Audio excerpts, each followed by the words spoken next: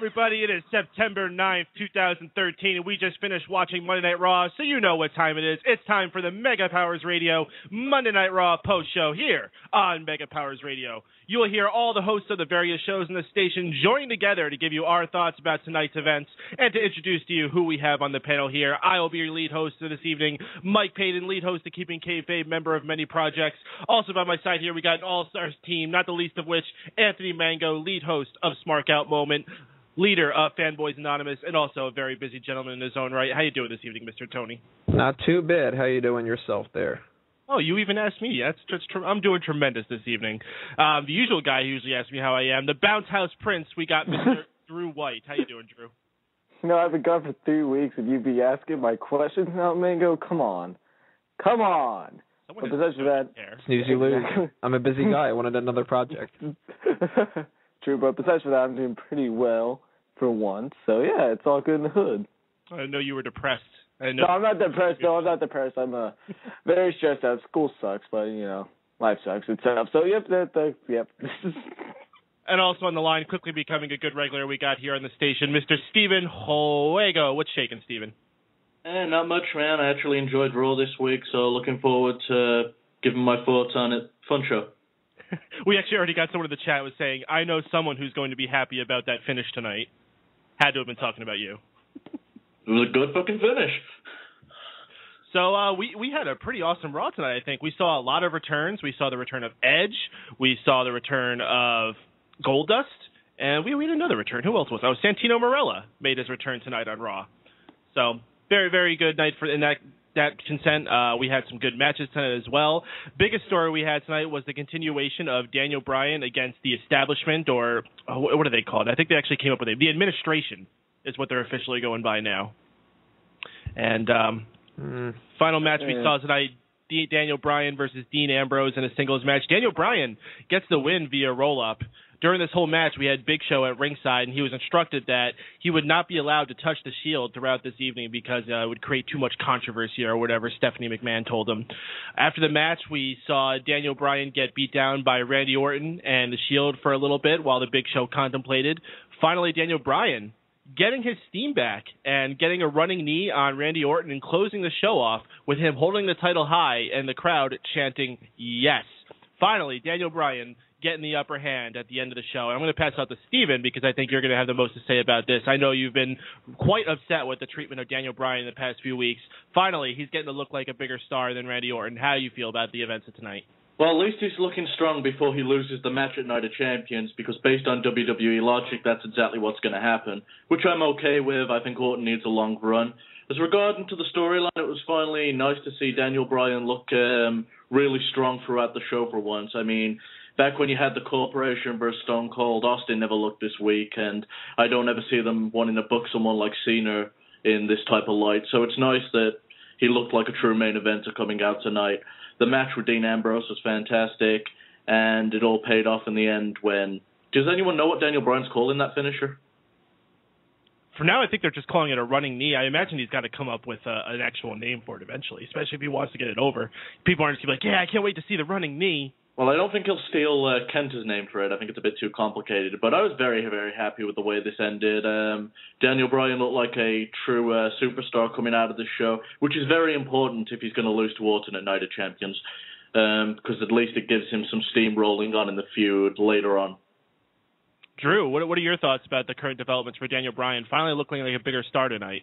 You know, I'm like Steven. I'm not a huge fan in the way he thinks of. I don't even know where I'm getting at. But the point is, I actually like what they're doing with Daniel Bryan right now. They need to make Randy Orton, unfortunately, look like he's the face of the company right now. So Daniel Bryan kind of has to be that guy who gets beaten down if he wants to be has shown that hey, maybe he isn't the face of the company. But I do like how they finished Raw off tonight. You know, a good flying knee to the face. I'm going to call it the goat face. Well, okay. And the point you bring up is Daniel Bryan can't face insurmountable odds if they're not made to appear insurmountable. What good is a threat if they're just easily defeated? I mean, this harkens back, I think, especially to the Nexus. We're supposed to take the Nexus as a serious threat, yet they're losing every single match that they were in practically. Well, yeah, except Daniel Bryan's been winning most of the matches he's been in. It's just a matter of he's being beaten down most of the time by the Shield, who I've lost faith for the Shield anyway. So I honestly like the storyline. It's just a matter of what they plan on doing it a couple months from now, because I think the big thing about Daniel Bryan is whether he's going to be a main event figure, because we all know how WWE likes to drop the ball on some people after certain storylines. For example, Zack Ryder a year ago. So hopefully Daniel Bryan does not get that type of treatment, and he's a winner from here on out. Except I don't think he's going to win a Night of Champions. But after Night of Champions, maybe he'll be a winner from here on out. Corey Krause made an excellent point in the chat as well. Aces and Eights is another example of a group of guys who is supposed to be put over as a bunch of badasses and are made to be a huge threat. Yet I think they've won like maybe 1 out of every 20 matches they've had on TV. Poor guys. Tony, your thoughts about the development for Daniel Bryan tonight? Steven really made a good point about it, and I kind of want to echo that. It's good that Daniel Bryan is made to look stronger here, but in the end, it's really just that typical WWE situation where the person who's going to lose the match ends up looking strong right beforehand. So it doesn't do any harm to him, but in the grand scheme of things, it all depends on what happens at Night of Champions. If he loses and he's made to look like a complete jackass in the process, which I don't think that they're going to do, then it doesn't matter at all that he got one up on Orton on Raw. Nobody's going to remember what happened on Raw when they're going to be dealing with whatever happened at Night of Champions. Oh, true that. After this ends at Night of Champions, or I'm not going to say it ends, where does it go from there, though? I mean, I think we're pretty much all in agreement that Randy Orton is the favorite going into Night of Champions. How long can they stretch this out for without Daniel Bryan at least getting that title back, or at least transferring on to somebody else, and maybe Bryan can come back down the line? How do you see this playing out? And I'll go around the horn on that, guys. Tony, why don't you start us off? I'm not really sure. I mean, I had an idea pop into my mind earlier today that there's a possibility that this might end up becoming CM Punk against Daniel Bryan at WrestleMania. And the main reason that popped in my mind is they keep kind of doing this thing with Paul Heyman where the Triple H side of things are targeting every babyface in the company except CM Punk, but at the same time they're targeting Paul Heyman. And maybe it's just a little bit of jumping the gun or whatever, but I'm starting to think that we aren't going to see Daniel Bryan win the title back from Randy Orton. I think we're going to see CM Punk win it as a babyface and then side with Triple H's administration, and then Daniel Bryan will get that shot against him at WrestleMania, either by winning the Royal Rumble or just by winning it himself. Drew, what do you think? Shoot. I had an idea that maybe they could stretch this out to Survivor Series, and I think it's going to make Survivor Series a relevant pay-per-view again. Maybe have, like, the whole show just based around this storyline, pretty much. Having, like, have the Shield have a match, you know, and, like, you know how Survivor Series is supposed to be, like, this elimination-based thing. You know, they're going to have multiple matches just based on what elimination matches is based with the Shield, or no, the administration, I guess is what they're calling them now, against people who are against them. And I think this is a good way of get like Goldust involved and Cody Rhodes, if he's going to be back by then, involved. And I think that, you know, I don't think Daniel Bryan's going to win it anytime soon. I don't know if it's going to be CM Punk against Daniel Bryan at WrestleMania, but I don't see Daniel Bryan winning the title again at least until WrestleMania at this point.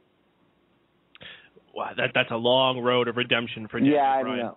Well, except I think, you know, Daniel Bryan was able to keep the yes and, like, keep it popularized even when he was in Team Hell No.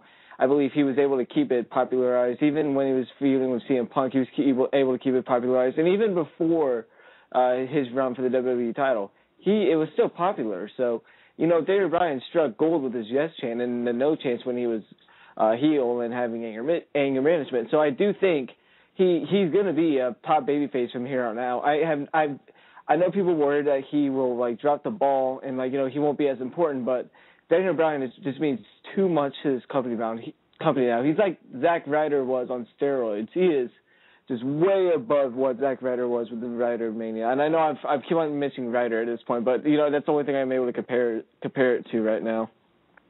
Steven, where do you see this going after this weekend's pay-per-view? Well, I'm going to expect a lot of interference and this match to be incredibly overbooked at Night of Champions. I'm guessing you're gonna get run-ins with Cody Rhodes and Dustin Rhodes, The Shield, Triple H, and it's all gonna be one big clusterfuck. And I'm almost confident the Big Show's gonna turn heel again and cost Daniel Bryan the title. I don't want to see it because it's so overplayed and overdone, but I see them one-upping Daniel Bryan in a big clusterfuck of a mess and it carrying out from there. As far as anyone else getting involved, like your CM Punks, as Tony mentioned, I thought he hit the nail on the head with the way they're booking it. It's very unique. So I see Paul Heyman, CM Punk getting involved in all that further along the road. I'm just not sure how. So yeah, I'm looking forward to seeing how it's going to turn out. But on the short end of the stick, I see the Rhodes getting involved and probably being brought back into the picture. What I think is really cool is that there's a lot of potential for Daniel Bryan's WrestleMania match. I think it was either last week on this show or maybe it was on Smack Talk where I was bringing up someone we could potentially see him go against would be John Cena or Sheamus, who, John Cena wants his rematch clause based on losing the title to him. Sheamus, him and Daniel Bryan have a lot of WrestleMania history between each other. For them to go out there in something that's actually billed as a main event and put on a clinic would be huge for those guys, just seeing how they grow, from being put on the pre-show to 18 seconds to finally having a glory spot on WrestleMania. To be quite honest, I'd hate to see Daniel Bryan wasted on Sheamus. I think he's incredibly bigger than him and more over than Sheamus has ever been. I'd say use him on a bigger superstar. Well, I mean, it depends on where they put him. When Sheamus makes his comeback, who knows where he'll be? Who knows what they're going to do with him? Perhaps they'll even put him back into a heel role, which I think could be the best thing in the world for Sheamus at that point. Yeah, I think his face run was pretty good when it started, but it fizzled out so quickly that it wasn't even that you wanted to see him turn heel again. You was just sick of seeing him. He just wasn't a guy that made sense to be the always smiling, pandering to the fans. It just doesn't make sense for Sheamus. And yet they still try to keep these bully-type elements to him. I mean, gosh, the way he treated poor freaking Damien Sandow. I don't know how people stayed on Sheamus' side. Damien Sandow was definitely the babyface in that feud. But before we get off into a tangent on that, let's pull it back to Monday Night Raw here. The other big thing that I think everyone was excited for tonight was the return of Edge. He came out to start the show. They wasted no time whatsoever getting Edge on our screens. He hosted a new version of The Cutting Edge. And his guest was supposed to be Randy Orton, according to the orders of Triple H. However, Edge was like, nah, screw that. I'm bringing out Daniel Bryan, to overwhelming love from the Toronto fans. And I got to say, after being in Iowa last week, I was happy to be in Canada with Toronto tonight. What an increase in energy from the crowd. What are you talking about? Iowa is the best place for wrestling in the world. It's lights with corn. What are you talking about? I kind of miss the days of when Bret Hart was in the company, because they would almost have as many Raws in Canada as they did in the United States. Maybe not almost as many, but like a third of the Raws would be in Canada, and you would always get the best crowds there. Well, there's not no really Canadian star right now. The biggest Canadian star at that time is right now at least in 2011 it would have been Edge, and whenever Jericho's around, you could consider him, but he's not around all the time. So maybe it's just because there's no huge Canadian star in the company right now. Yeah, I don't think Christian's going to be the Canadian hero that they would want him to be. One more match for the 20th time. Was that Steve? As well, because is that they don't visit Canada so often, so when they do go back there, they're a lot louder. This is very true. I don't know. I just think there's something with the wrestling history in Canada that gets them so much fired up for it. And as you said, just being over there rare actually makes it a bigger deal. Continuing through this segment here, Orton comes out during this segment, starts mocking Edge's injury, and Edge gets a really sick burn on him. I may have problems with my spine, but at least I have one. Ooh. Loved it. Edge starts calling out Triple H's ability to spot talent, saying that he didn't think that Edge would make it, he didn't think John Cena would make it, and he doesn't think Daniel Bryan would make it, and he was wrong on all accounts. Triple H ends up coming out next because he didn't like having his honor questioned. He said that Edge definitely was a failure, which I don't know how you could possibly say. I mean, Edge carried SmackDown for like 3 years. What was his point? What was the argument he was trying to make that Edge was a failure? Was it this the whole rated R superstar thing? Yeah, I guess he's just trying to say that it wasn't as over as Triple H was during the Raw days. Yeah. Oh. Okay, whatever You that can draw a dime. Triple H announces that the main event later tonight would be Daniel Bryan versus Dean Ambrose with the Shield at ringside. And to make it even, Daniel Bryan's going to get to have a guest in his corner, and that was the Big Show. And then Triple H drops the bomb, Edge, if I can't hurt you, then I will hurt someone you love. And then the Shield drags out an unconscious Christian and just lays him out on the ramp. Good use of Christian, considering he's got his concussion right now. You can't do much more with him. Perfect use of him. Yeah, he's probably sideline. Well, probably not going to see him for a while now, unfortunately. Sucks. We got our caller on the line. We got a caller from the 412. I believe this is our weekly caller, JD. JD, how you doing, man? JD. Guys, what's going on? How you doing tonight? Absolutely tremendous, man. I think we had a pretty good show tonight. I think we're all feeling pretty good. We're happy to see Daniel Bryan getting a little bit of shine by the end of this. How you doing? What do you think of the show tonight? Not bad tonight, like you said. It was a little bit better than last week's, however, but once again, it just goes to show you at times, however, that Orton and the Shield love to kiss Triple H and Stephanie's backside whenever they get a chance, however, and just love to rip apart anyone when they can, and they can't worry about themselves. They always have to please their damn ego, if you will. The Randy Orton Goldust match tonight, I think, was the highlight of the night by far. It was a great match, and the thing that really kind of pissed me off to the T was the end of it, however, when in the back Stephanie said to Goldust, a.k.a. Dustin, oh, say hi to your dad for me, and your conservative fellow. Here's an idea, Stephanie. What have you done the last few months except being married to Triple H and sucking up to your father, except being the little bitch that you always been? Oh, that's right. Nothing. Give me a break. And then you got the whole thing with AJ and her whiny little promo in the freaking Divas match. I mean, come on. She's like, Stephanie, here's an idea, AJ. Here's an idea to some of these people. Why don't you learn how to defend your belts every now and again? Seriously. We got to bring back the old Jack Tunney rules, where if you didn't defend the title within 30 days, you get suspended and your title's revoked. Yes, I agree. 100%. You have to. You're exactly right. I mean, when was the last time some of these belts were defended on like pay-per-views or television? You know, I mean, it's a bullshit rule, plain and simple. It's a BS rule. But one of the things that kind of surprised me a little bit tonight, maybe you guys could comment on. I mean, it's just this one guy off topic a little bit. Santino Marella returning tonight. First time in a long time we haven't seen Santino. I mean, what are they going to do with him now, I wonder? But probably nothing. Probably nothing, you're right. But as far as Sunday goes, I'm going to make, I mean, when we get my predictions in, I can. I mean, I have a funny feeling we're going to see Van Dam screwed on Sunday. I just have that funny feeling in my stomach. I think a lot of people have been saying it already. I think we're definitely going to see that happen. Obviously, we're going to probably have the Shield Triple H help their buddy, Randy Orton, and once again, Daniel Bryan gets fucked over, needless to say, because apparently the McMahons say he's too small and he'll never amount to anything. Like I said, if memory serves me, I think, Orton, you've had 2 strikes against you already? Gee, why were you given the belt? Oh, that's right, because your mouth was on Triple H's ass the whole time. Wouldn't it be on his penis instead? Seriously, I mean, them and the Shield are kissing Vince and Stephanie's ass because they think, oh, we're going to get a big push now, and we're going to be big stars. We've always been big stars, but now we're getting bigger stars because of Triple H helping us out, and our egos are going to be bigger. We're going to keep the smaller guys in the locker room and make them look like chumps. Give me a freaking break. Why don't you learn how to just take your bumps once in a while? I mean, obviously, we saw the Shield, take their bumps tonight, but like I said, I've said for weeks now, get the McMahons off TV. Please. Get them off my effing TV already. I'm tired of the same old shit week in and week out with Raw, SmackDown main event, mostly Raw and SmackDown. Last week we had the town hall meeting. You saw what the ratings were for that. And I imagine tonight's ratings weren't that much better, even though this was the go-home show heading into Night of Champions because you had Monday Night Football on. It's just, someone's got to stand up, basically to the locker room. The question is, who will be that person? Who will be that person? That is a very important question. Obviously Daniel Bryan's a front runner in there. Cody Rhodes looked like a guy who's getting involved. Dolph Ziggler could see someone possibly step up as well. Big Show's there, although we're all seeing a likelihood of Big Show maybe joining the administration. Who would you like to see be the person to stand up and slap all the McMahons and Randy Orton and Triple H in the face?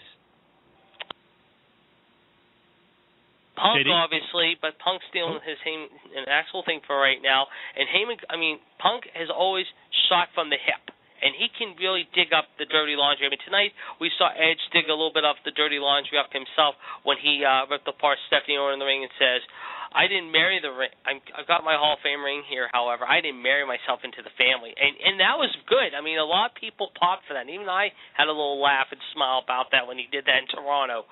But like I said, they need a big authority figure. Like you said, you obviously got Cody Rhodes. You got Daniel Bryan.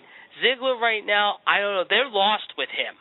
Ziggler has lost quite a bit of steam. And when you think about it, for a while, he was getting that steam before the whole concussion thing. Now he's fighting guys like Ryback, and he's fighting guys like freaking Bray Wyatt. Come on. The way it looks right now, and this is what I'm guessing they're going to do, booking in a few months, maybe Survivor Series, or maybe possibly in one of the next few pay-per-views, it could happen in Survivor Series. But I'm going to say this right now. You could see Cody, maybe Goldust, maybe Daniel Bryan, and not Ziggler, but I'm going to say someone like Punk maybe against the Corporation, or maybe it's the Big Show against Orton and the Shield and Triple H, because like I said, it's leading to something. But if not, I could see the Rhodes family and Daniel Bryan taking on the Corporation. I can see Dusty in one more match. I can definitely see Goldust in another match after what he did tonight.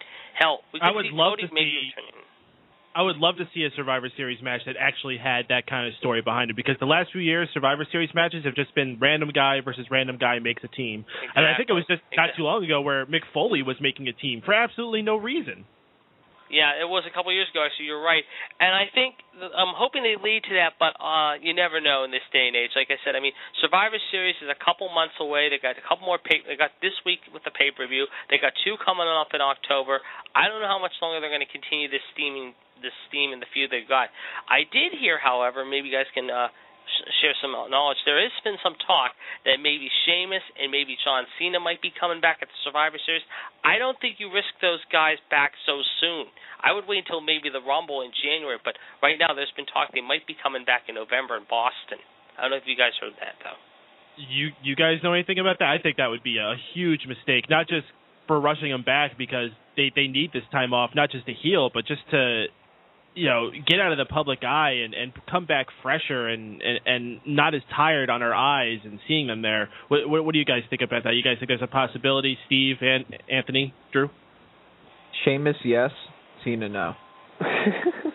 I think that Sheamus has been away just enough longer that he could possibly come back, but they'll keep Cena until the Royal Rumble. That way it'll be a huge deal when Cena comes in. And then, when we see Cena too much, we get really, really sick of him. But when he's gone for a while and then he pops back up, people tend to be a little bit more receptive to him. And if they have him come back around Royal Rumble time, building up to the road of WrestleMania, then WrestleMania doesn't have that dark cloud hanging over it. Sheamus, it's the same crap all the time. Doesn't really matter. Steven? Cena's weird in the fact that the injuries actually help his career in the long run, because every time he goes away and comes back, he's over for a little while before the fans start to get sick of him again.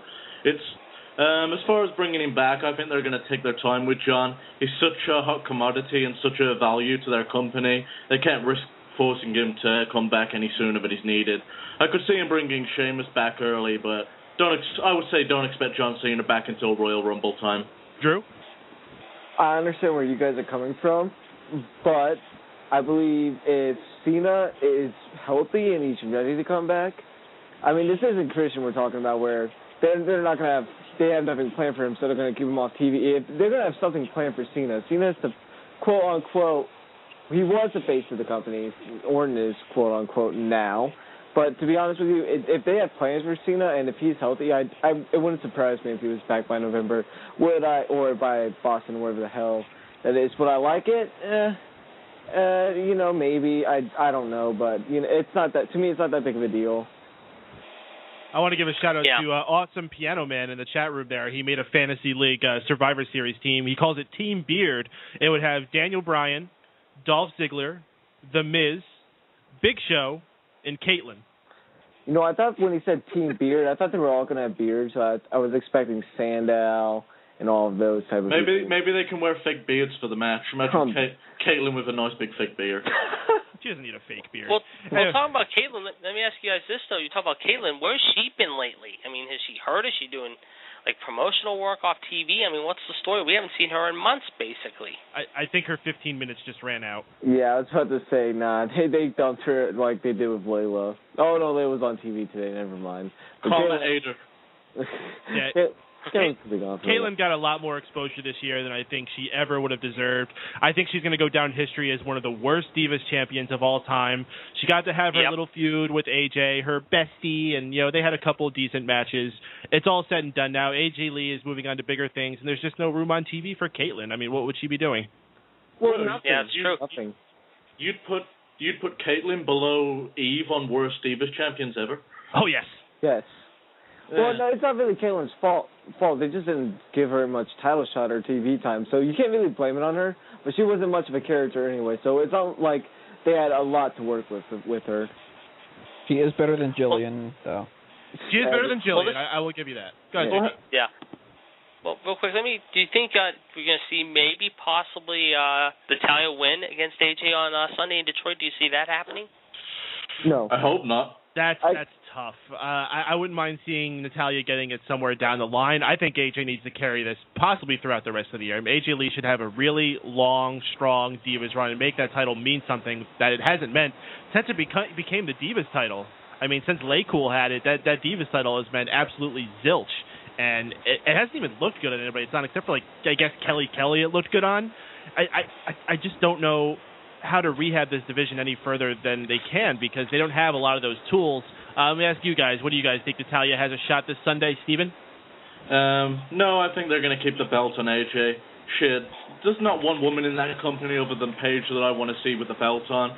I say give her a fabulous Moolah run with the title until someone interesting comes up. Awesome Piano Man. Santino was pretty bad.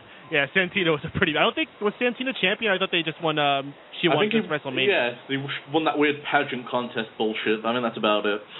Drew, your thoughts about Natalya's chances? Santina.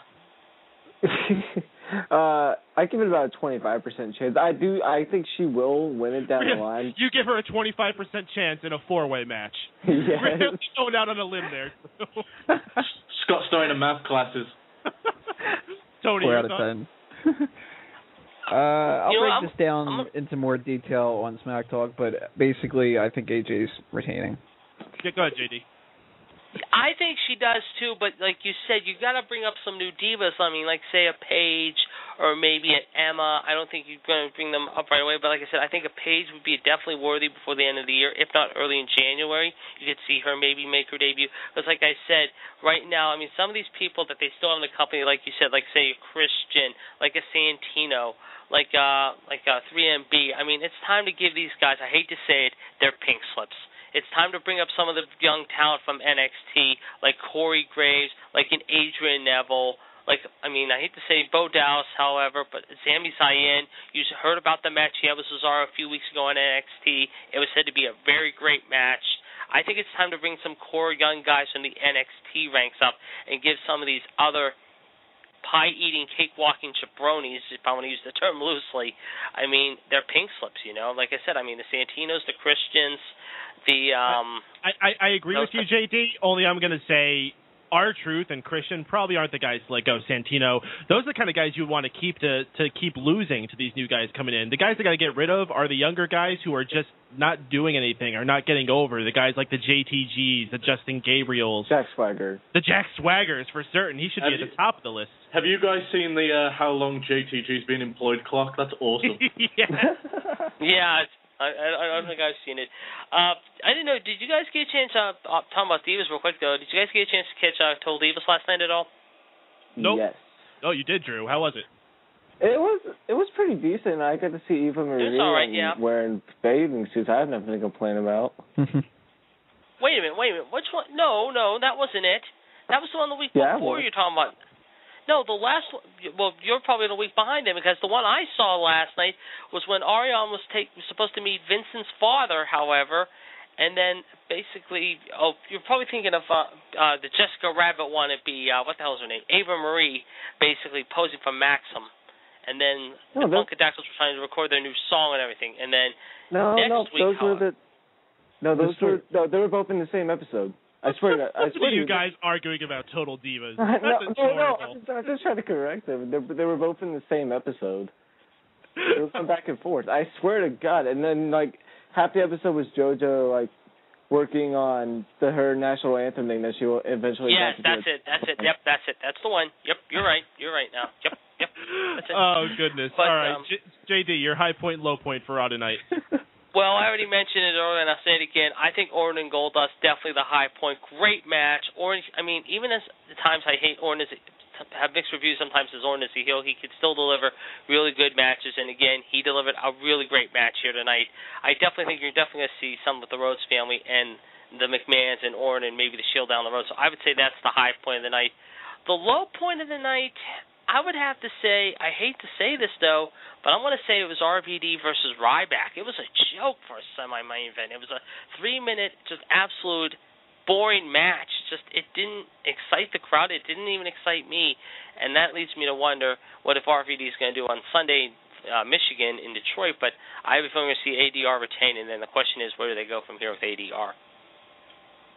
Well, something they could easily do is have Ryback maybe interfere, and then that gives Ryback somebody to feud with, because Lord knows he has no direction right now. He's been doing this bully thing and not actually been going against him. I guess he could go against RVD. Maybe he could start bullying Ricardo. But then where does that leave Del Rio? That's a huge question. I just do not know. You talk about pink slips. There's your pink slips right there. RVD and Del Rio? No, Del Rio and Ryback. Oh. JD, anything else on your mind tonight, man? Not tonight, guys. Oh, all right, man. Well, thank you for calling in. We appreciate having you on here, man. Always a pleasure, guys. Have a good night, JD. All right, thanks to JD for calling in. We always invite anybody to call in. You can do so by dialing area code 760-512-7247. That's area code 760-512-7247 to join us here on the Mega Powers Radio Raw Post Show here on Mega Powers Radio. All right, guys, before we had our caller, we were talking about Edge making his big return tonight on Raw, having the cutting edge and getting talked down to, I should say, by Triple H, Randy Orton, and having Christian brought out onto the stage unconscious. Let's go around the horn and get your guys' opinion on Edge's events tonight. Drew, why don't you start us off? What did you think about everything that went down with Edge tonight? I was actually he had a huge pop when he came out, so I thought from there, I thought it was gold from there on. I really enjoyed Edge's segment for the most part. I know why Edge got the pop. Awesome Piano Man brought it up. It's because Tony Chimmel was there.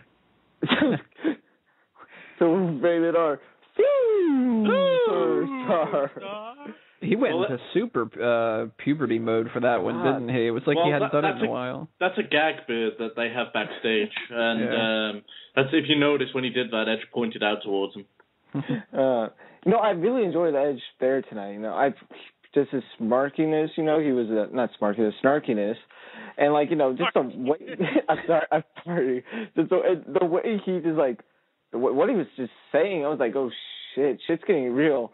And then I believe when Edge was going to help Christian, everyone was just chanting one more match. So I'm not saying that it's gonna happen. I fucking don't know jack shit about people coming back, but I wouldn't be surprised if maybe they could slip an Edge return match. Not saying that it's a quote-unquote necessary thing, or not even an Edge match, but I'd like to see Edge more show up and just do more of managing type of thing. Because I think Edge could be really be a really good employment into the storyline if they use him correctly. I think it's just got to be a matter of when they want him there, and also when Edge is feeling comfortable to be there. I think he's still kind of coming to terms with him being separated from wrestling. I'm sure he's comfortable with it, but he's kind of settling his life outside of wrestling before he wants to get himself back involved in it. He's adjusting to not being a wrestler, finding his way as an actor. It's only a matter of time before we see him involved in some kind of at least one-time storyline, if not coming in a continuous role, maybe as a manager or even a position of power as a general manager or something along those lines. Tony, what do you think? What do you think about Edge's return tonight? I thought that this was the best possible way they could have used him. Everything from the use of Christian and, like you said, about the injury, they worked that in perfectly. They used it as a means to get Daniel Bryan some more momentum going forward. They made Triple H look like an asshole. They even did a really good job by doing their promo for, Haven? Mm-hmm. by having Triple H do it, because it's such a stereotypical stupid thing to have to mention and blurt out in the middle of nowhere. And for Edge to have to do that, if he was just like, Daniel Bryan's great and all that, by the way, you know what else is great? Haven, and I'm going to be on it, then it would have been really awkward. But to have Triple H do it and look like a corporate douchebag, that helps his character out. So they accomplished everything they could have possibly hoped to accomplish in this. It was a little bit more awkward when they had him confront Triple H backstage, and then he was just like, you know what, leave the building and all that. And then Edge just sort of goes like, all right. That little segment was a little weird, but the cutting edge part, amazing. All right, we got a caller on the line from 830. Caller, I'm going to ask you to hold on for just one more second. I just want to get Steven's opinions about Edge tonight. Steve, what did you think about the return of Edge and what we may see from him in the future? Being in Canada with a really hot crowd, the best thing they could have done was have Edge endorse Daniel Bryan. It made the crowd popped for him, though it was popping for him already. It only just helped. The interactions between Edge and Triple H were very nice. They had a few low blow comments in there, and they played off some real backstage drama, or at least fabricated drama from the internet.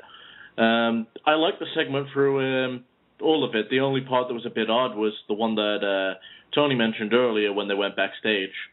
Besides that, the whole thing was great. I enjoyed what they did with Christian. He's currently got a concussion, so they can't have him bumping around. So it gave a lot of heat to Triple H, a lot of heat to Randy Orton, and really helped for the main event later on. All right, we're going to bring caller on. Caller from the 830. Tell us what's your name and where you're calling from. I'm Texas Jeff, calling from Texas, man.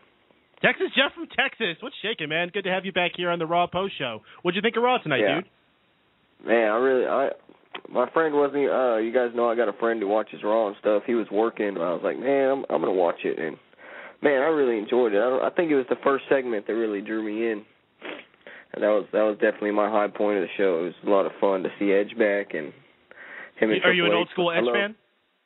Yeah, definitely. You know, like the Brood and stuff like that, and everything, and just the one-liners from Edge, and I love Triple H as a heel. That's when he does his best work, in my opinion. It was a lot of fun, man. What about the development of Daniel Bryan? Are you excited to see Daniel Bryan fight for this title? Are you going to be interested enough to possibly watch or even order Night of Champions? Yeah, I'm gonna get it, man. I'm interested to see how they do it, and hopefully they keep it up for a little bit, whatever they decide to do. So underneath the Daniel Bryan feud, what's the second match that you're most excited for coming up on Night of Champions? Other than that match, let's see. Well, I want to see what they do with RVD too. He's wrestling Del Rio, right? Yes, he is. Yeah. I want to see what they do with that, and I don't know. You think he has a shot? It'd be nice, but I don't really know if they brought RVD back to have him as a champion. But that's good. I hate always knowing what's going to happen, or having a strong feeling. So it's nice to be able to watch sometimes and just like the way I am now with wrestling, I try not to predict stuff and everything like that. I kind of just try to shut it out of my mind, and that's why I like when Triple H pedigree Daniel Bryan. I was shocked. I'm not going to lie. And I read on the internet afterwards how all these people predicted it and stuff, but I was like, oh well. I mean, I didn't predict it. I had fun watching it because I didn't try to predict it. So it's more fun for me to watch that way nowadays. I couldn't agree with you more, man. Sometimes people need to not be so cynical and so smarky and worry so much about everything going on. Sometimes you just got to turn your brain off, but sometimes you just got to sit back and just watch what's going on and watch it as a wrestling fan, and maybe you can enjoy things a lot more when you do that. Knowledge is a powerful thing, and it's hard. It actually hurts you as a wrestling fan. Yes, very, very true. The internet has ruined so many things with wrestling for so many people, and I think that's what we got to try to avoid the most is not get caught up in talk shows like this one. I don't want to turn people away, but from wrestling forums, certainly, and most importantly, dirt sheets, just avoid them because they're just going to make it less fun for you. Yeah, I think a lot of people ruin it for themselves, bro, to be honest. I mean, I used to go to this forum for about a year or two, and I finally quit going to it, man. It's just people complaining over and over. And I think they ruin it for themselves, man, by looking at these spoilers and then every time they try to do something different, I remember when everybody was behind Zack Ryder, and 2 weeks into it, everyone's bored of him, you know what I mean? So they'll like get behind someone, and then they get what they want, and then no, it's trash all of a sudden. Like I think a lot of them ruin it for themselves. It was a long time. There's a long time this year where people were just saying there's too many baby faces. Randy Orton needs to turn heel. Blah blah blah. Yeah. Well, hey, that's what we're getting now, and look how upset people still are. Yeah, they're never gonna like. I mean, I don't want to talk trash about wrestling fans, man, because I'm one myself. But I mean, just a lot of them, man. I would hate to sit down and watch a show with them, man. To be honest with you. I've been there, man. People or killing the good time, in any way, really. I feel you there, man. So what else has got you excited right now, man? We're seeing the Divas doing some cool things. We got a tag team turmoil match that was announced for this Sunday, so we're seeing the tag team division looking like it has a little bit of relevancy. We're seeing a few mid-card guys stand up. Who are you most excited for now coming into the future? Well, I mean, it kind of seems, Dolph's my favorite wrestler right now. It kind of seems like he's falling off a little bit, which upsets me. I feel like he's paid his dues, and he should be able to be up there somewhere, but, I mean, it is what it is.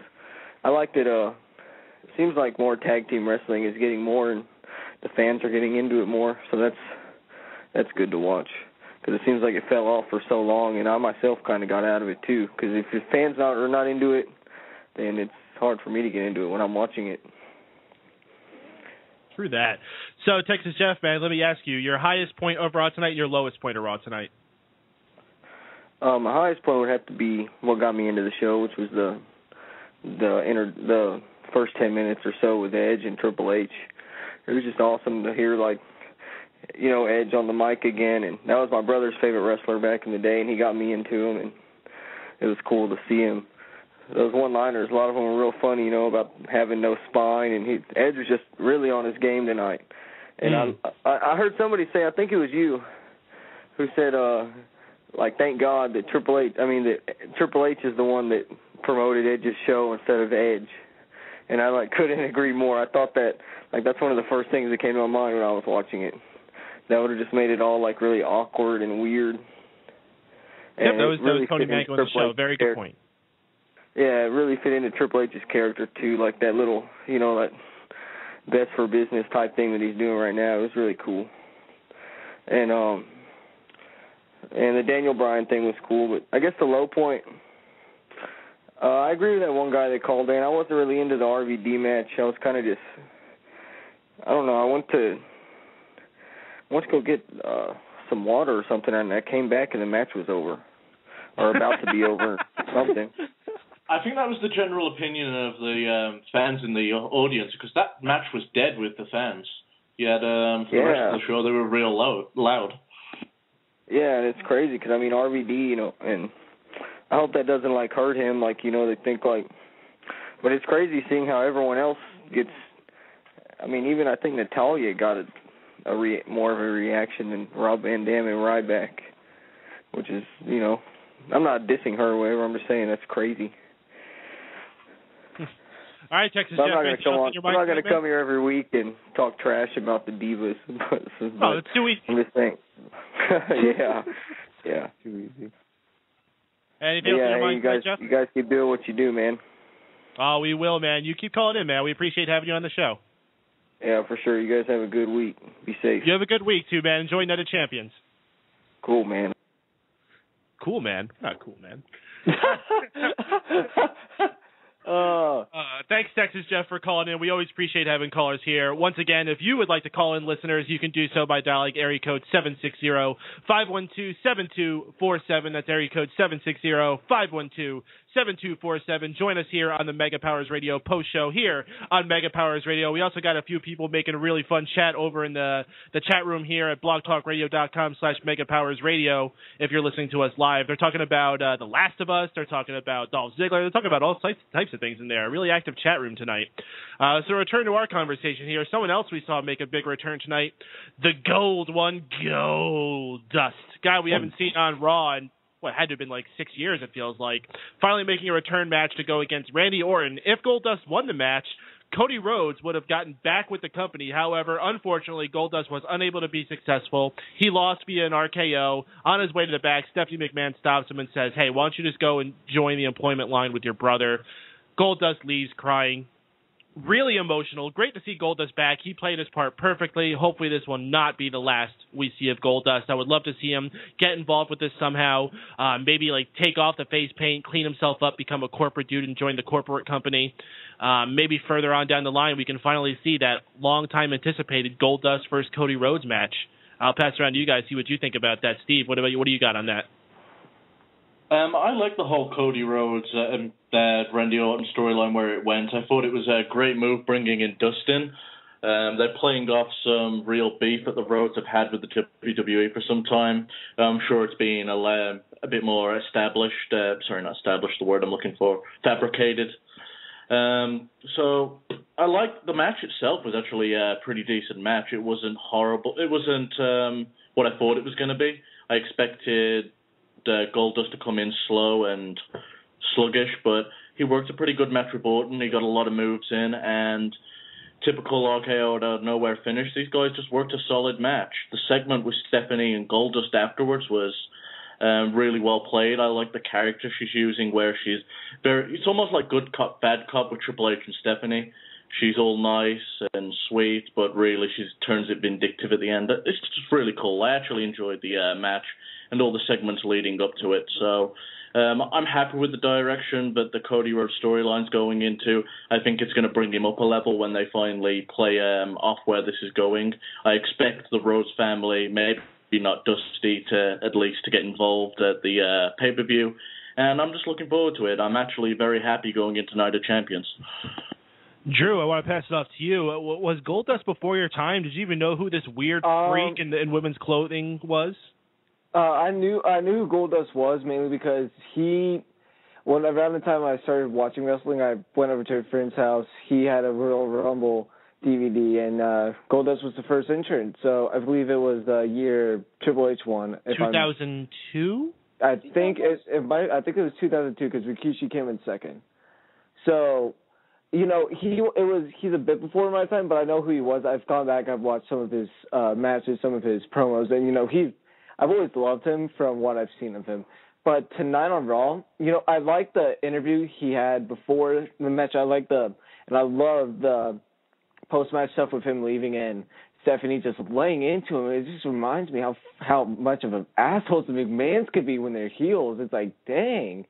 And then I just realized Vince wasn't on tonight, so I'm a little surprised about that. But for the match itself, it was just average. It was probably a good Goldust match, especially with him not working in a while. You know, he's a bit older, but you know, he looked in fantastic shape. Yeah, he looked like he's in fantastic shape. Nothing more power to him, but it was just, to me, it was just, and you know, it's not much of him.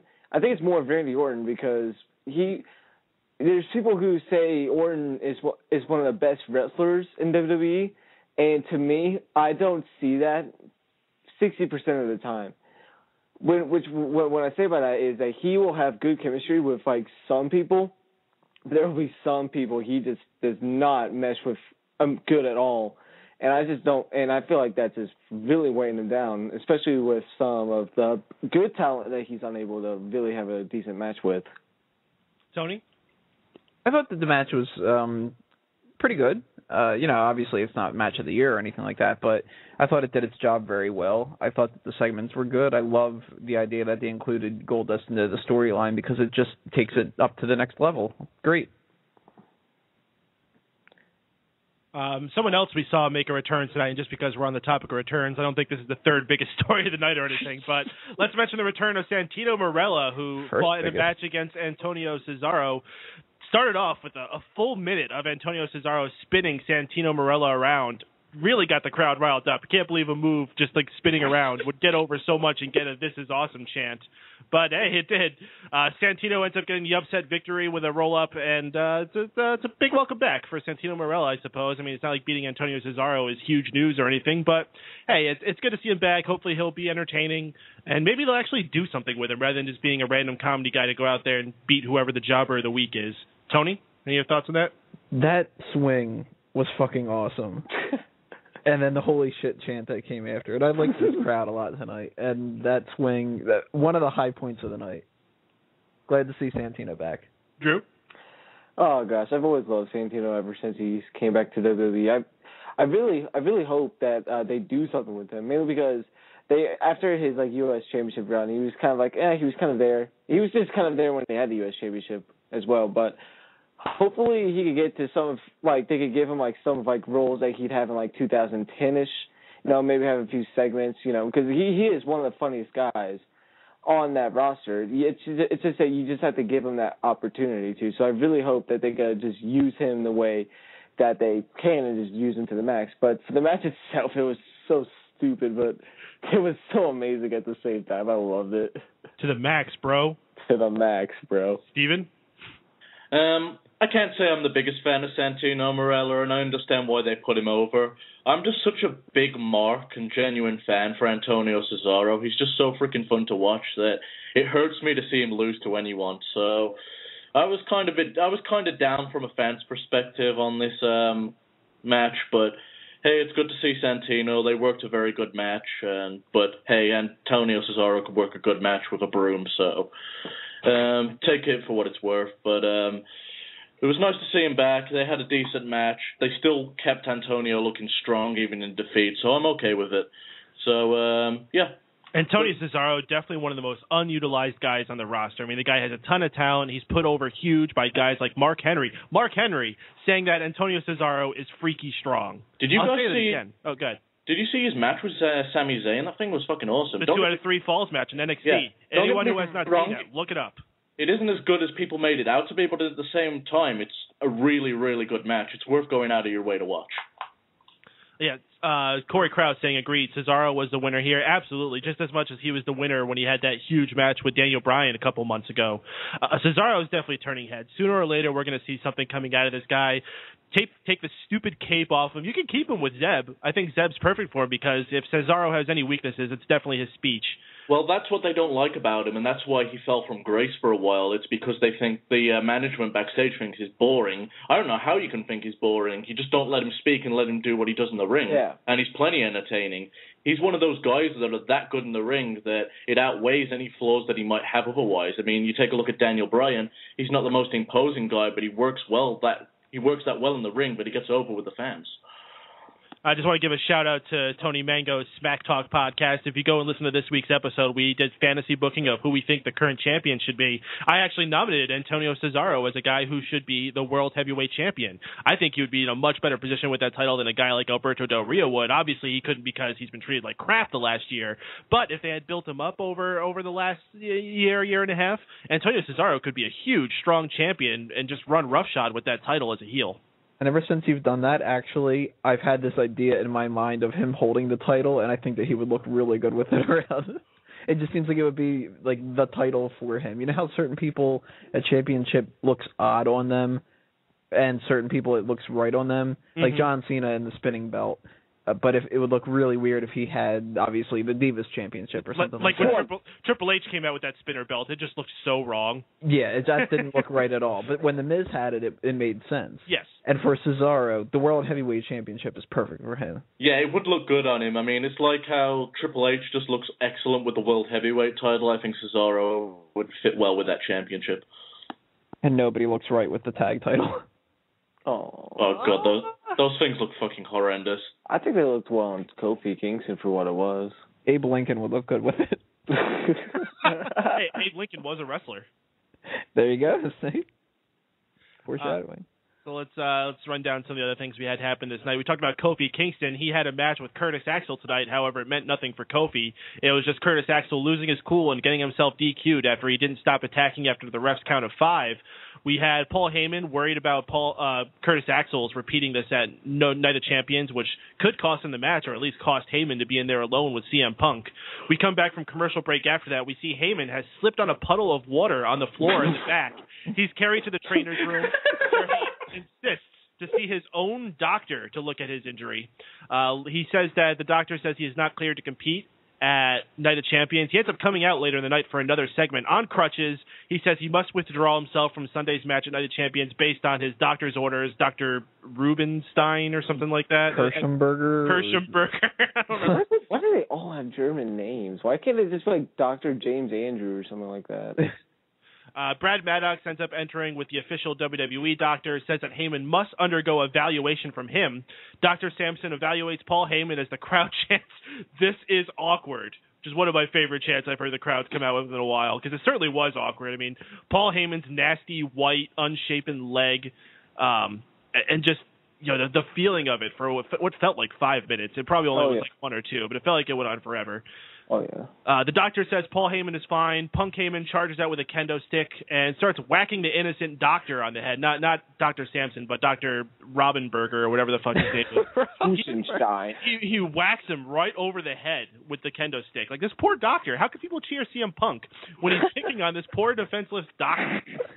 All right, let's go around and get you guys' thoughts about what happened with Paul Heyman tonight. Steven, why don't you start us off? Well, touching on the Kofi Kingston match at first with Curtis Axel, I don't understand how 1 week you can beat the champion and not get a title shot the next week. So technically he's beaten the champ twice, so I'm expecting to see a title match between these two at some point. But that's not WWE's logic. So you have Paul Heyman, who plays this up very well, but he's fearing that Curtis can lose the match via disqualification. He goes backstage and has probably one of the most ridiculous segments I've seen as far as slipping on water. Yeah, I heard you say that, and I just couldn't help cracking up right now. I thought maybe he slipped on pee at first. Oh, God. I love Jerry Lawler's comment that he might have wet himself. Yeah. I thought that was awesome. So you have him go to the ring, and the fans were right. The fucking segment was awkward as hell. As soon as CM Punk's music hit, I was like, thank God. This, don't get me wrong, I didn't think the segment was bad as some people thought it was, but at the same time, I feel CM Punk's music could have cut in a lot earlier and saved us. CM Punk comes out looking strong, kicking the piss out of people with the kendo stick. I'm happy with that. I'm kind of in a weird situation with this feud. It's like 1 week I'll be pumped for it, like when Heyman did that beatdown with the kendo stick. Then 1 week I'll not give a crap about it, like last week where we just had some lackluster promo, not CM Punk's best work. And then again this week, I'm kind of pumped for it, watching Heyman run out of the arena all of a sudden after being injured and CM Punk standing tall with his kendo stick on the top rope. So I'm in a weird place with this feud, but they did a good job getting me pumped for it before Night of Champions. I'm looking forward to being there live for that one. Well, I want to give shout-outs to the chat room, who's continuing to be awesome and active. Corey Krause saying CM Punk attacked the doctor, who clearly looked like he lifted weights. What are you saying? He wasn't a real doctor? Oh. I'm saying he's a developmental doctor for the WWE. Awesome Piano Man says, I'm glad the doctor didn't say, Paul, pull your pants down, turn and cough. He can be like that doctor from Scrubs that no matter what patient he sees, he asks them to take off their pants.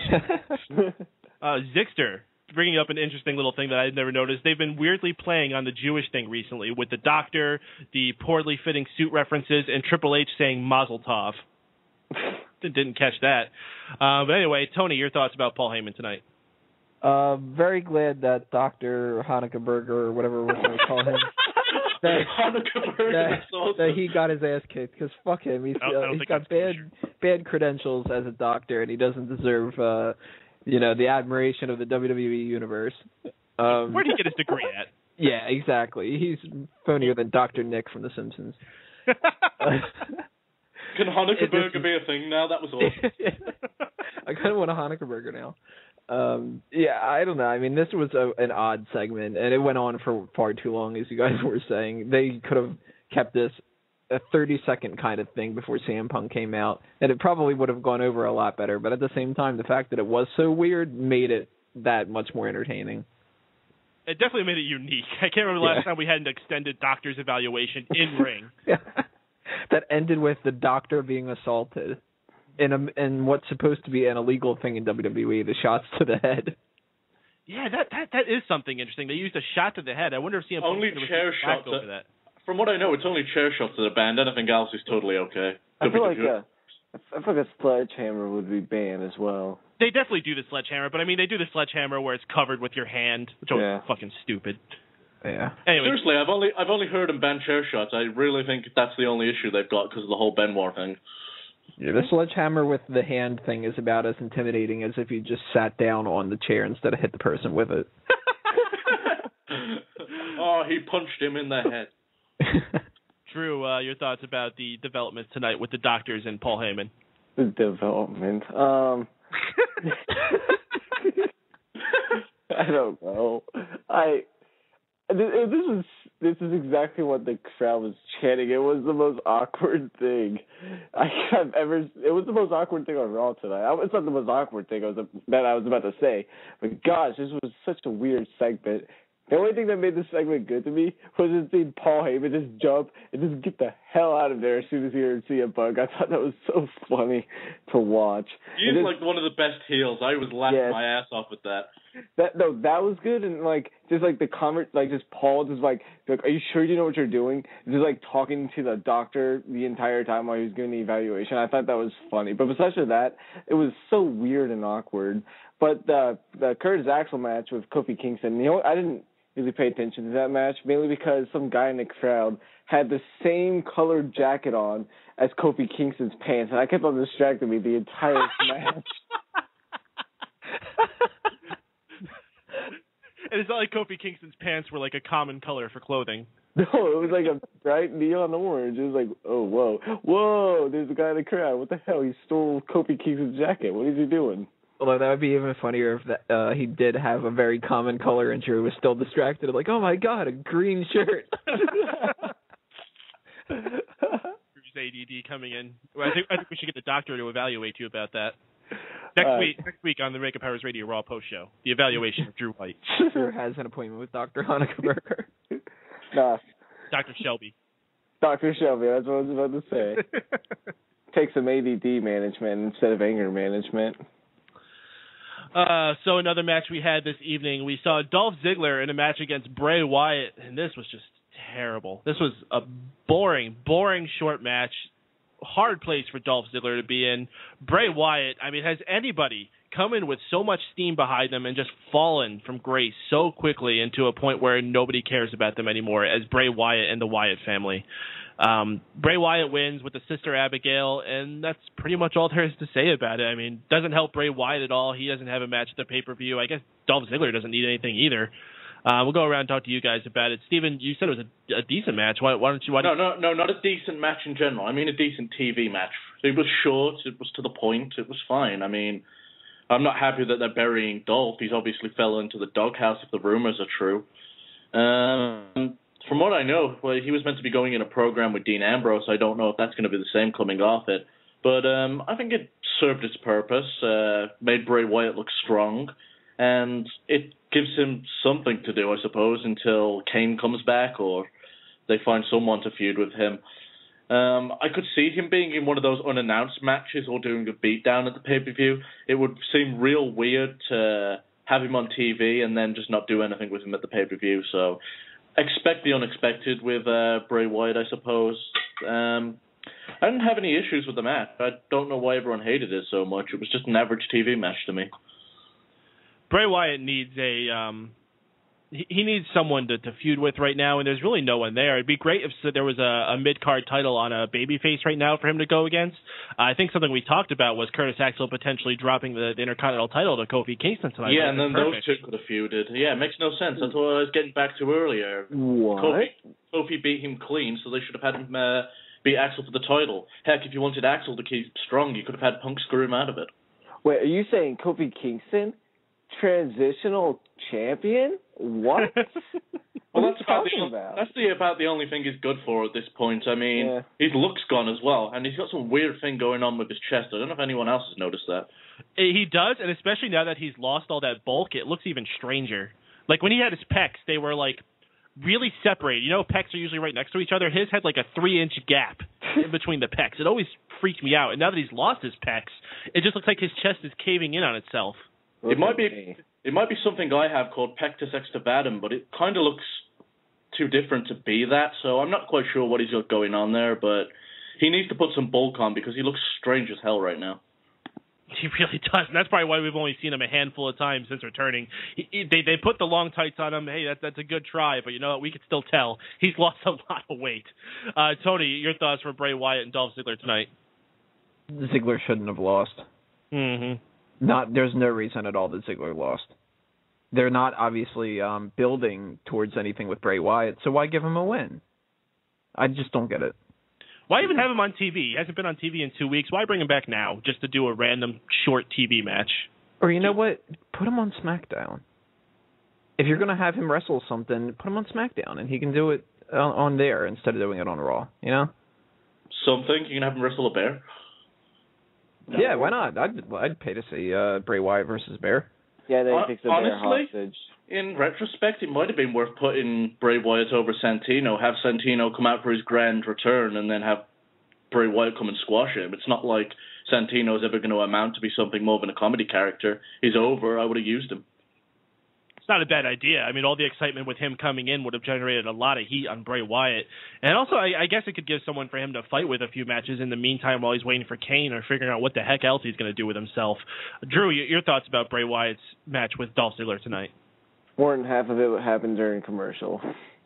That's what I noticed. But it was terrible. But besides that, you asked, has there been anyone who has fallen as quickly as the Wyatt family has? And the only one in the past couple of years, the only one that's come to mind really is Lord Tensai, and he just had a terrible gimmick. Yeah, I'm just saying except Bray Wyatt's not falling as fast as Tensai, but Tensai was just like here, like at the top, main eventing with John Cena and winning, and now he's a dancing bear. I don't see Bray Wyatt becoming a dancing bear, but I do see Bray Wyatt. Oh no! Don't say it. Oh my God, that would be so great. Bring him as a third guy in the Dancing Bears. Ah! Sister Abigail could be the next Funkadactyl. Oh God. Yeah, let's move on from this.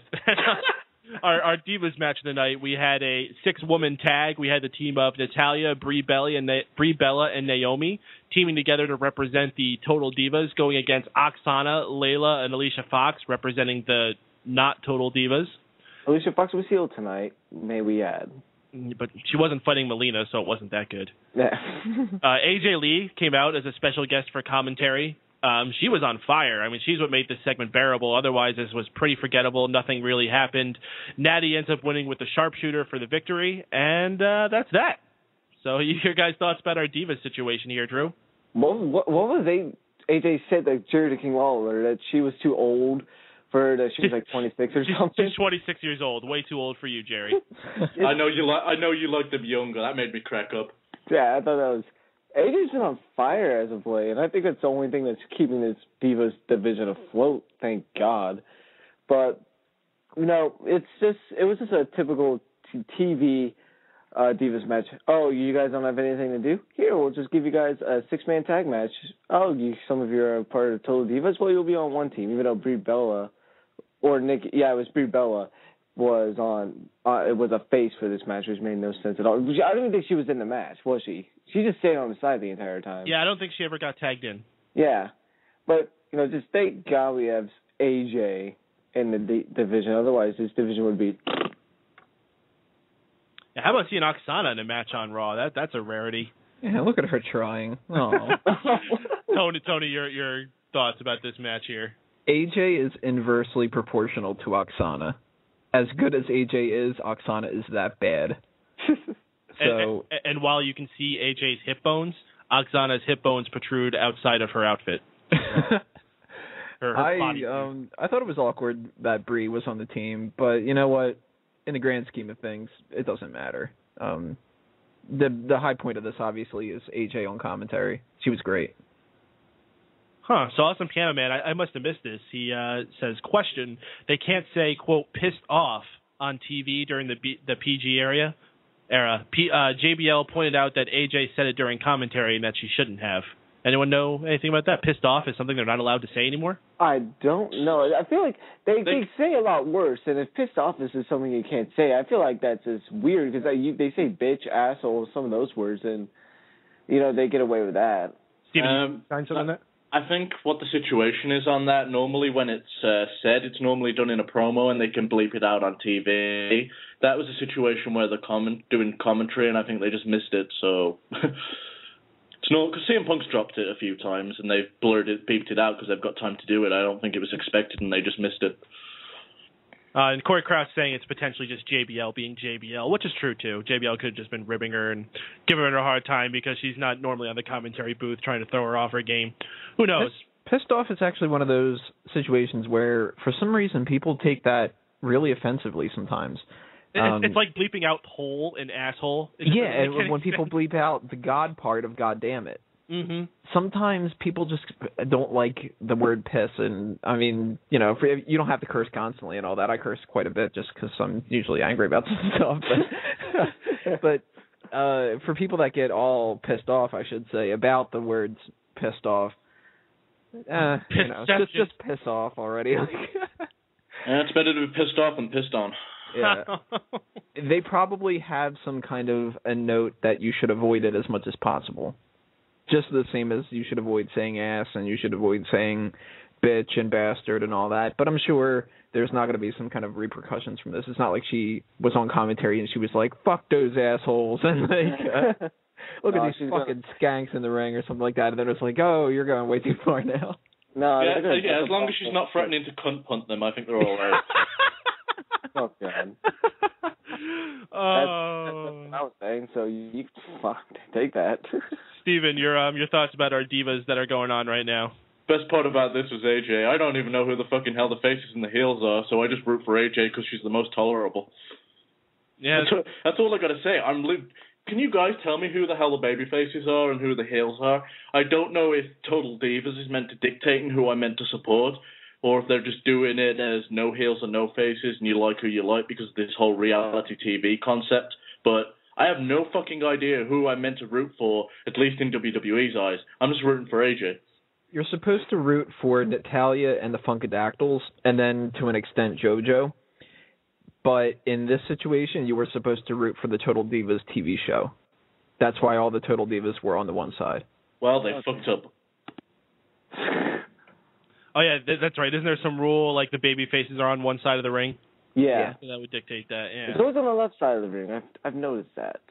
Yeah, the story behind this was supposed to be root for the Total Divas TV show against the one who's running down the show. But she wasn't in the match. They were just facing three random chicks. Yeah, but then after the match, what did they do? The first thing that they did was they go to the edge of the ropes and start taunting AJ and telling her to piss off and whatever. But AJ came off the most likable in this whole thing. They're fucking up. She's just generally more tolerable than those guys. I mean, I think everyone was sick of Brie and Nikki Bella after that shit she pulled during the AJ promo. No one could stand them. So I don't know what the hell they're doing. I don't know who to root for, so I'm just going to continue doing what I always do, root for Natty and root for AJ because they're the two ones I enjoy the most. Next match that we had this evening, it was Alberto Del Rio going against R-Truth, and this was another sleeper. And I don't mean like it's a match that's going to come out being cool later on. I mean this match put me to sleep. Del Rio wins via the cross arm breaker. R-Truth continuing to do absolutely nothing, be irrelevant, just a guy to lose to Alberto Del Rio. Del Rio not really getting a huge amount of steam going into this match. I mean, yeah, he gets a win, but it was quick, it was boring, and no one's excited about it. You can go around and get your guys' thoughts about it. Tony? Yeah, the same opinion. As soon as I saw R-Truth, I was just like, oh. And then when Del Rio came out to face him, it was like, all right, fuck this, I'm not even watching it. I didn't pay the slightest bit of attention to it. It's funny that this was the follow-up to the Divas match, and the Divas match I was actually somewhat into, and then the Del Rio-Truth match, which involves the World Heavyweight Champion. I'm like, yep, bathroom break. Yeah, it really is a shame, because Del Rio should be, for all intents and purposes, one of the most entertaining people on the entire brand. And he just isn't. And it makes the World Heavyweight title look bad. And then having him feud with somebody like, well, he's not feuding with him, but face somebody like R-Truth, who it's just so sad when he goes out there and he's singing his song, and you could just see this dead look in his eyes where he's just like, I remember a time when I was relevant, and nobody's singing my song anymore, and it just, my other song didn't catch on, and now I've got nothing to do but job out to people who aren't even entertaining either. Wah, wah, wah. Shout out to the chat once again. Corey Krause talking about how the crowd cheered for Michael Cole, and then Awesome Piano Man followed up. Coal miners were in the house. No, maybe the chat should get their own show. Maybe they should. The chat is infinitely more entertaining than Del Rio and R-Truth combined. Yeah. So kudos to you guys. Drew, your thoughts about the Del Rio Truth match? Okay. It went like this. It was Z. And that's about it. I did not like it at all. You missed out Z. Oh, damn it. I knew I forgot a Z. Steven? I think there's a 4 in there. Oh, 4 out of 10. 4 out of 10. There we go. This match, I kind of zoned out of it because it was just a really dull TV match. And, yeah, I couldn't keep my attention span one bit. I forgot to mention it when I was talking about the Divas match, but it was actually a decent match for a TV match. It kept me more entertained than this one, at least. And I'm kind of sick of this whole concept that WWE seems to have where they're trying to make the superstar with the belt. No, it doesn't work that way. The superstar makes the belt. And that is a big issue they're having. Del Rio, I don't give a shit about. Therefore, I do not give a shit about the World Heavyweight Championship. And that's the reality of it. The whole match was boring, and the best part about this was the face that R-Truth was pulling as he was walking up the ramp dejectedly. R-Truth does make some good faces sometimes. So yeah, we got a couple more things to run down here, and they're not great. So we'll probably bounce through these really quickly. We had The Miz versus Damien Sandow in a nothing match. Fandango ends up appearing in the middle of it on the ramp, dancing around, causing a distraction, allowing Damien Sandow to roll up Miz for a quick pin. So we're continuing through this Miz Fandango thing. I was hoping they would play up about the broken nose, but they didn't. They just had the Miz get his receipt for what he did to Fandango the previous week. Damien Sandow getting another solid win, continuing his climb for a potential World Heavyweight title run down the line. Damien Sandow cut a speech talking about how he's the current uncrowned World Heavyweight champion. And that's all that really happened here. I mean, I don't think we're seeing Miz and Fandango at Night of Champions. The pre-show match was booked, and I don't think they're going to put this on the card, so I don't know what they're going to be doing with that. Damien Sandow seemingly has no direction right now, especially with Cody Rhodes off the market. So I don't know where we're going to be seeing with these guys. Drew, what do you think? Damien Sandow, he's going to be irrelevant for a while. I don't think he's going to be relevant again until he cashes in that heavyweight championship briefcase, if that's what they're doing. Okay. And then with the Miz and Fandango, the only thing actually relevant about all that is that the crowd was Fandangoing, and that was about it. It was actually a pretty good Fandango chant as well. Tony? Shame that these two aren't getting a match at Night of Champions for the pre-show or something. They might still be thrown on there, but these are just two other people that are being neglected on that card, along with Ryback and several others. Damien Sandow too. Hell, he was in this. Steven? There's a whole bunch of guys in the locker room they don't have any clue what to do with.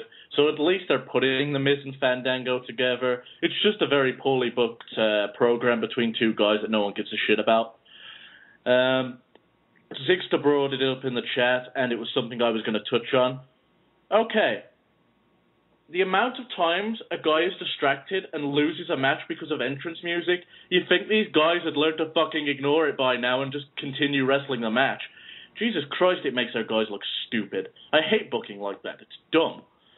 As far as it goes, I don't see these guys doing much. They might have a backstage skit at the pay-per-view. I see this feud fizzling out on TV. The best thing they can do with The Miz is turn him heel, stick him with the establishment, or whatever they're calling themselves right now, at least so he can get some type of rub and get over again. It's basically a corporate kiss-ass anyway, who would fit in very well. He could be like another peon, sort of like Brad Maddox, where he's just there fetching coffee. And he can just be himself. He could be that next person that feuds with Cody Rhodes over a mid-card title. Huh? Hmm? Yeah. Oh, I think Miz is more over than the world title right now. Give that to him. Is he? I don't know. I don't know. Title's not that over. I think he's more over than Del Rio. I'd much rather see Miz and Cody Rhodes feud over the world title than to keep it on Del Rio and have him squash R-Truth. This is true. Corey Krause brings up an excellent point that I think the Miz isn't really getting anything out of this, but Fandango is being dragged down. And I don't know if that's necessarily true. Fandango has fallen quite a bit since his rise earlier this year, but he could be doing a lot better. Fandango deserves to be doing better. And this all could go back to Zack Ryder with the concussion. So yeah. Zack Ryder got more talked about on the show than he did on Raw. And all it takes is one mention of his name. I mean. Exactly. All right, guys, so we had one last match this evening to talk about, and that is between Rob Van Dam and Ryback, and this was just a mess. Ricardo Rodriguez is introduced out first. He's introduced as RVD's numero uno amigo, which I actually thought that was kind of cute. Ricardo comes out to introduce RVD, and rather than doing the old Alberto and get the crowd with the O's, he's going to roll the R's for Rob Van Dam. And you know what I think? Good luck to Ricardo. You know when you said it's cute? You know when you said it's cute? It's kind of like cute in the, he thinks he's people type of way. Yeah, yeah, no, it's not like cute like, damn, that girl's fine and cute. No, it's like, look at that. Yeah, exactly. But as I say, good luck to Ricardo trying to get the fans into rolling R's with him, because I can't roll R's. I don't know about you guys, and I doubt majority of the fan base is able to roll R's. It's not a common thing here in America. You're not going to be able to get a whole crowd rolling R's with you, and even if they could, it would just be weird. But this match was really short. Ryback took Rob Van Dam outside of the ring, ended up getting himself disqualified, and then just continued to beat down, hitting the shell shock. And that was it. Ryback continued looking like a bully. Rob Van Dam looks weak going into this pay-per-view. Actually makes me wonder if Rob Van Dam has a better chance of winning now, since Del Rio was victorious in his and Rob Van Dam lost his match. We'll go around and get your guys' thoughts on it. Steven? I'm a huge Rob Van Dam mark, and even though I probably shouldn't be, because he hasn't really done anything good or relevant in the last God knows how long, but I'm still a fan at heart, so this match was terrible for me. During the whole way of the match, I was just thinking to myself, trying to think of my words, back to that Kayfabe news story about Rob Van Dam wanting his old singlets back, and that's the only thing that gave this match meaning to me. So it was a shit match, a shit ending, and it did nothing for the feud. That's all I got to say about that. I'm hoping RVD ends up winning the title because he looked like crap on this show. Normally, that's WWE stereotypical booking. It's normally you've got the guy, if the heel that comes out on top, the face normally wins. I hope that's the case because RVD is definitely worth more than the world title, so maybe he can make it mean something again, but I think it's a lost cause right now. They just need to unify the belts and shit. Just get Alberto Del Rio off my TV. I'm rambling because I'm just bored with this feud. Tony, your thoughts about Rob Van Dam and Ryback's performance tonight? I've said many, many times before, not only am I not a fan of Del Rio, I'm also not a fan of RVD. So this feud is stupid to me, on top of the fact that I don't like these guys. And there's nothing that they've done that's made me interested in it. This match did nothing for me. I think that Ryback should be having a match sometime. He very rarely has a match that matters, but this was not another one of them. And that whole number one amigo thing and all that's all going to bomb and all that too. I'm really just kind of hoping, and I don't think it'll happen, but I'm really hoping that this turns into like a quick match at Night of Champions and they just get it over with and Sandow cashes in and we can move on. Oh, that's an interesting idea. Not going to because right happen, now, well, no, I don't think it's impossible because, like I was saying before, Sandow is a guy without a direction right now. He's just walking around with that briefcase doing nothing, and he did win this evening against The Miz. So I'm not going to say it's very likely, but I wouldn't completely rule it out of the world a possibility. I don't think it's. I'm going to go with Drew White here. There's a 25% chance of it happening. Drew, your thoughts about Rob Van Dam and Ryback tonight? It was okay. The problem I had with this was I was really enjoying the bully Ryback where he was just backstage, just screwing around with people, just making everyone's life miserable. And he didn't need to be he didn't need to be in the ring for a while. And I think this wasn't a good idea to have him be in the ring because he needs to be doing these backstage segments where he's just bullying everyone because those are really good and I really enjoyed those. So they need to get him out of the ring and he needs to be putting someone in showers and making them wash their gym clothes, Maybe put a little bit of soup down someone's head, I think that's what he needs to be doing right now. But it's cold. It's cold. It's hot. I knew that. The thing with Ryback is I agree he should do the bullying act still.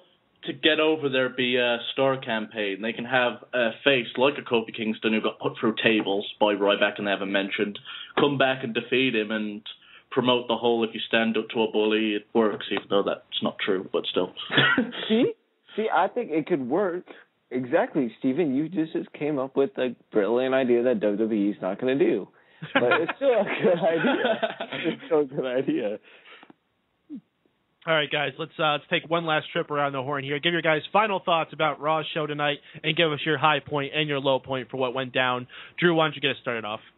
Well, I'm going to go start out good with the high point. The high point, to me, would have to be the Cesaro-Santino match, only because it was so amazing. I hate it, but at the same time, I thought it was so funny. I don't know why. I just had a ball laughing, mainly because of the crowd during that. It was a brilliant crowd tonight, hell of a lot better than Iowa, unfortunately. Iowa should be the birthplace of wrestling, and corn, at least. But my low portion place of wrestling. Yeah. The worst, my low point, it would have to be the Paul Heyman segment. I just really, really hated that segment, at least until the ending of it for some reason. Tony?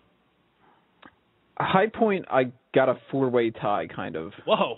I couldn't really decide. The Christian thing, I really liked how they did that. I loved the Cesaro swinging Santino thing, AJ on the mic, and the incorporation of Goldust. Low point, RVD looking so stoned out of his mind during his promo, where he's just, come Sunday, dude. He takes like 4 or 5 flat seconds where it's already cut to him and he's just staring at the camera like, wait, what? Awful. Dude, you're going to give me the title? Awesome. Rad, man. What's up, amigo? Have any blacklight stuff on it? Love blacklight stuff. Yo, how do you do that R thing? Yeah, I think the highest point was Rob Van Dam. Nobody gets higher than Rob Van Dam. Steven, your final thoughts and your high point, low point. You know what? This show would have been one of the best Raws in a long time if they cut a whole hour out of it. Because I think there was a lot of good and there was a lot of bad, and I think there was an hour's worth of bad shit in this Raw show. But overall, it was worth watching. I had a blast, and I've had a blast on this show tonight. The high point for me was Daniel Bryan kicking Randy Orton in the fucking face because I'm sick of seeing him get buried each week. He finally looks strong. He finally looks like he's actually got a chance in this feud, and I'm glad they did it before it was too late, before the fans fizzled out on the guy. You've got a short window with people like Daniel Bryan, CM Punk. If you don't make the most of it, you screw up their opportunities in the long run. So the high point was what I think Kenta called the something kun. I can't pronounce the Japanese part of the word, but it's a knee kick. So I was glad to see Daniel Bryan come out on top. The low point, I'm going to go... I can't even go with the Divas match, so I'm going to have to go with Alberto Del Rio versus R-Truth. Fucking, they made a mockery out of the title. They made a mockery out of the champion. I've just got no time for that guy. No time for the belt anymore. It was a piss-poor match, and I could have fell asleep during any point of it. All right, before I give my high point, low point, I just want to give the chat's high points, low points. Awesome Piano Man, his high point was Tony Chimmel. Definitely a high point of the night. I enjoyed seeing Tony Chimmel back and getting to hear him say rated R superstar one last time. Awesome Piano Man's low point was the Divas match, except for AJ. So he's giving a little bit of shout out to the Divas on the low point. We always try to avoid that, but hey, they deserve it. Corey Krause, low point, World Heavyweight Championship match. Words cannot express how worthless the World Heavyweight Championship is right now. High point, Edge and Triple H. They were awesome on the mic against each other. Both had really solid burns. Absolutely true. Let's see. Zigster, low point was The Miz. Just The Miz. I don't think Well, you can't argue with that. I don't think he gave a high point yet. Maybe I'll bring that in a second. As far as my high point and low point, My high point, I would have to say, was Goldust, specifically the backstage segment he had with Stephanie McMahon after the match. Goldust did his best Big Show impression. I thought he showed a lot of emotion. Stephanie McMahon was on point in the role that she's supposed to be, and I think it really sets up for hopefully that we could see Goldust come back and do something. I think Goldust did a crackerjack job tonight, and if it was meant to be some kind of tryout, I think he knocked it out of the park. My low point, I'm going to have to agree with the Alberto Del Rio and R-Truth match. I could not wait to leave my room as soon as I saw Del Rio walking. I mean, R-Truth made me tune out enough, but when I found out his opponent was Del Rio, I was like, yep, all right, see ya. Unfortunately, I didn't have a lot to do. You know, I didn't have I didn't have any like food to eat. I didn't have to go to the bathroom. I didn't have anything to do, so I had to watch it, and it was terrible. Yeah, I was like, damn, I wasted my piss on the commercials. Isn't that a shame? It's absolutely, especially when it's your world heavyweight champion. The guy, and not just your world heavyweight champion, but your world heavyweight champion who has been involved in every world heavyweight title match in 2013. And also he's your big star that you're trying to promote Mexico with, so way to go, WWE. And I read something recently, by the way, as far as RVD and Ricardo being thrown together, it's because Rey Mysterio was meant to come back and then had to pull out again. Well, they should just abandon the whole damn thing. Why just slot RVD in there? I mean, I get it. The whole damn thing. Clever Mike. I didn't intend for that, actually. But all right, guys, we're going to start wrapping up things here. We're going to go around the horn a final time. And I mean it, this is the final time. We're going to give our plugs, our final words for tonight. We'll start off with Steven. Tell us what's good in the world of Steven Wago. What's good in the world of Steven Wago is on Saturday at 8 p.m., I've got a new show debuting over at Dream Elite Radio. It's called Unanimous Decision in Mixed Martial Arts. You can follow at UDMMA on Twitter, and you can follow me at Steve Wago. That's STEWAGO for all your news on that. And that's about it for me, guys. Thank you for the chat. You guys have been awesome tonight. I've had an awesome time on this show. It was a great laugh. It absolutely was. And apparently, according to Ziggler, you sound like Ringo Starr. I certainly don't like Ziggler. Aw. Drew White, your final thoughts and plugs that you want to put out to the world. Well, we all know the one reason why everyone listens to your show is to hear my world-famous plug on bounce houses. So I'm going to go and get this started. So if you live in the Indianapolis, Indiana area and you need a bounce house for any type of need, whether you just want a bounce house to play on by yourself and make everyone in the neighborhood watch, or if you need it for a party where you're going to make everyone at the party watch you jump on the bounce house by yourself, you could call 765-212-1521, or you could go to BigBlastRentals.com, where you can see our fine selection of 4 bounce houses. That's the best part of it. And so Paden can have a quick laugh. We have cornhole boards. I repeat, cornhole boards. Not cornhole. What about cornholio? Or cornholio, senor cornholio. That would be a decent wrestling name. It'd be better than Ezekiel Jackson, at least. But, so yeah, good. Nope. Nobody gets higher than Drew White, ladies and gentlemen. So again, call 765-212-1521 or go to BigBlastRentals.com for all of your bounce house needs. Oh, that was beautiful, Drew. Thank you. Tony, your final thoughts and plugs to the world. As previously mentioned, on the next episode of my Smack Talk podcast, we're going to be running down our full predictions for the Night of Champions pay-per-view. So go to youtube.com/smarkoutmoment to check that out. Also, I'm looking for more writers on smarkoutmoment.com itself. So if you're interested in writing for a wrestling website, go ahead and shoot me an email via the contact form there. Same thing applies to fanboysanonymous.com, your source for all things geek culture. And lastly, outside of the Smark Out Moment side of things, if you want to read some more opinions of mine on Night of Champions, check out the latest articles that I'll be posting on Bleacher Report. All right, everyone who's been listening, if you've enjoyed listening to my personal ramblings, you can follow me on all social networks using the handle MRPADEN. That's Mr. Paden. That'll be on Facebook, Twitter, and Instagram. Find me on there. We can be friends. It'll be cool. If you've enjoyed listening to my wrestling thoughts, you can hear my personal wrestling podcast. Happens on Thursday nights on this very radio station, Mega Powers Radio. It's called Keeping Kayfabe, where wrestling's still real to us. And we go back in time. We pick a match from the past. We go in depth about the build to it, what happened during the match, what happened afterwards. A lot of fun that goes down there. We usually have Mr. Stephen Wago there with us. We have Mr. Michael Burhan. Tony makes an appearance once in a while. You never know who's going to show up on Keeping Kayfabe Live. That's Thursday nights at 9 p.m. here on Mega Powers Radio. That's head-to-head with TNA Impact. Help us put that gosh dang company out of business. Please, save us all the trouble. Thursday Night Wars are happening. Keeping Kayfabe here on Mega Powers Radio. Be sure to check out all the other awesome shows we have here on Mega Powers Radio. Facebook.com/MegaPowersRadio is the best place to do that. The next big shows we have coming up this Sunday, we're doing our Night of Champions pre-show, which will start at 6:30 p.m. We're going to all join together, give our predictions of what's going to be happening at Night of Champions, and we'll also be taking your calls there as well. So if you want to talk to us about what's going down, certainly join us there.